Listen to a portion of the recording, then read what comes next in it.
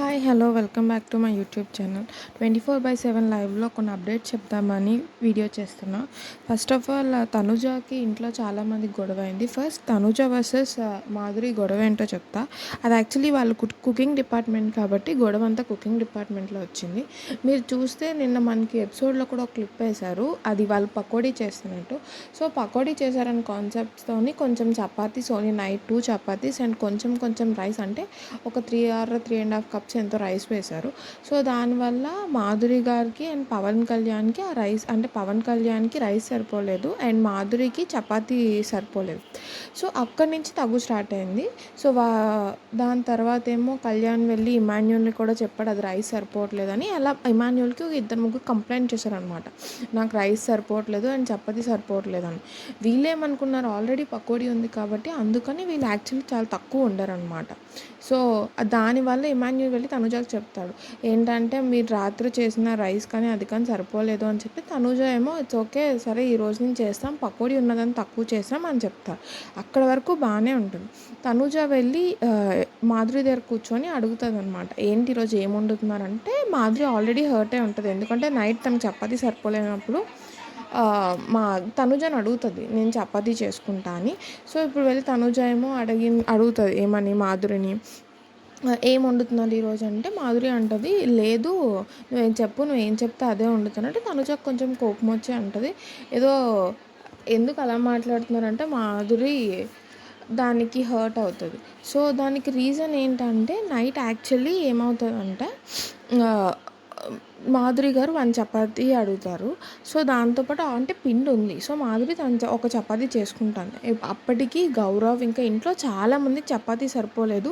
So వాళ్ళందరూ already Emmanuel complaint చేశారు. So ఇప్పుడు మాధురి ఒక్కదే ఒక చపాతీయే కావాలన్నప్పుడు తను వెళ్ళి చేసుకుంటే మిగతా వాళ్ళు కూడా అడుగుతారు. సో మిగతా కుక్ డిపార్ట్మెంట్ ఎవరికి రిలాక్సేషన్ ఉండదు, వాళ్ళు కూడా పడుకోవాలన్న కాన్సెప్ట్తో తనుజ తన చపాతీని మీరు తినండి, నా చపాతీ ఇట్స్ ఓకే అని. దానికి ఆవిడ అలిగేసి నేను తింటాను చపాతీ అని చెప్పేసి అలిగేసి వెళ్ళిపోయాను. నాకైతే ఇందులో తనుజ గారు తప్పేం అనిపించలేదు, ఎందుకంటే తనేం ఇవ్వను అనలేదు. మాధురి ఒక చపాతీ చేసుకుంటా అన్నది కూడా తనుజ చపాతీయే చేసుకోమని చెప్పింది. ఇప్పుడు కానీ మాధురి మొదలెడితే అప్పుడు పవన్ కళ్యాణ్ వచ్చి నా కోసం రైస్ ఉండమంటాడు, గౌరవ్ వచ్చి నాకు చపాతీ చేయమంటాడు. అవన్నీ చేస్తే ఇంక కుకింగ్ డిపార్ట్మెంట్ వాళ్ళు ఎప్పుడు పడుకుంటారు. సో వాళ్ళందరి కోసం ఆలోచించి as a head of the cooking డిపార్ట్మెంట్లో వాళ్ళ గురించి ఆలోచించి చెప్పింది. అది తను కూడా అర్థం చేసుకుని. నాకైతే ఈ గొడవ మొత్తంలో మాధురిదే తప్పు మీకేమనిపించిందో ప్లీజ్ కామెంట్.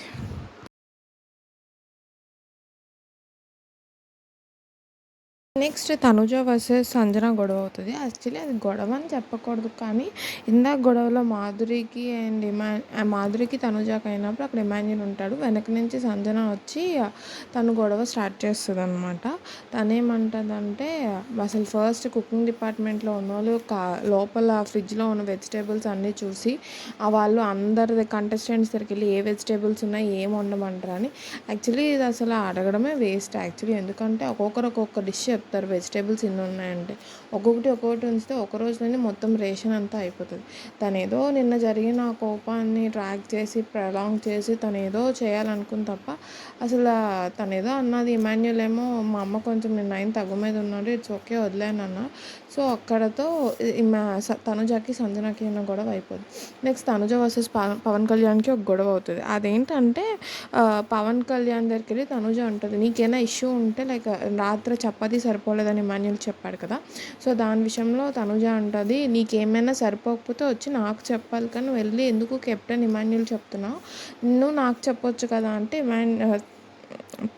ఎవరు పవన్ కళ్యాణ్ అంటాడు, అది కాదు యాక్చువల్లీ నేను నీకేదో చెప్పాలి అని కాదు, తను కెప్టెన్ కదా, తనకు మళ్ళీ మాట వస్తుంది ఆ ఇంటెన్షన్తో నేను తనకి చెప్పాను అంతే. అయినా నేను ఒక్కరినే చెప్పలేదు, చాలామంది చెప్పారు, గౌరవ్ చెప్పారు, నిఖిల్ చెప్పారు, చాలామంది చెప్పారు, రాత్రి చాలామందికే సరిపోలేదు, సో అది నేనే చెప్పినట్టు ఏం కాదు అని.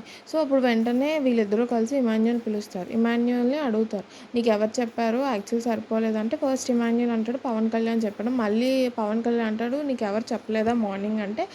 అవును నైట్ నువ్వు చెప్పావు, మార్నింగ్ నాకు చాలామంది చెప్పారు అని చెప్తాడనమాట. సో అక్కడతో తనుజాకి పవన్ కళ్యాణ్కి కొంచెం ఆర్గ్యుమెంట్ అవుతుంది అనమాట.